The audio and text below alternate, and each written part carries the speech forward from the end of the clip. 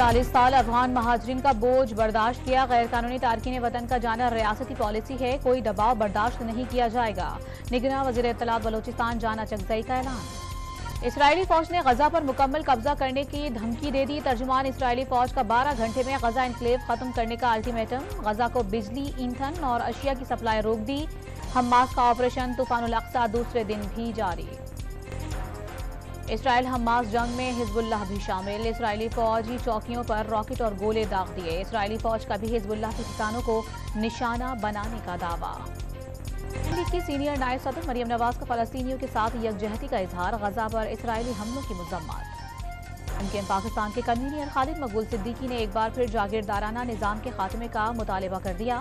फलस्तीनियों पर इसराइली मजालिम की भी मजम्मत। मुश्किल वक्त में अवाम को तनहा ना छोड़ने का ऐलान। अफगानिस्तान में जलजले से मरने वालों की तादाद 2000 से जायद हो गई। 9000 से जायद जख्मी। 300 मकानों को नुकसान पहुंचा। 8 अक्टूबर के हौलनाक जलजले को 18 बरस बीत गए। मीरपुर, आजाद कश्मीर और रावलाकोट में सायरन बजाकर खामोशी इख्तियार की गई। लाहौर में पीडीएमए की रैली। हबशा में काजी अहमद के करीब कौमी शाहराह पर तेज रफ्तार ट्रक की टक्कर से मोटरसाइकिल सवार जाँ बहक। 2 बेटे जख्मी हो गए, अस्पताल मुंतकिल।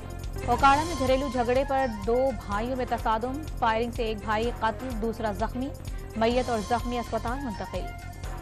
लाहौर के इलाके टाउनशिप के वर्कशॉप में सिलेंडर धमाके से एक शख्स जाँ बहक, मुतादिद जख्मी हो गए। पुलिस और इमदादी टीमों की जानिब से इमदादी कार्रवाइयां जारी। और वर्ल्ड कप के मैच में भारत ने ऑस्ट्रेलिया की बैटिंग लाइन की कमर तोड़ दी। 165 रन पर कैंगरूज के 8 बल्लेबाज पवेलियन लौट गए।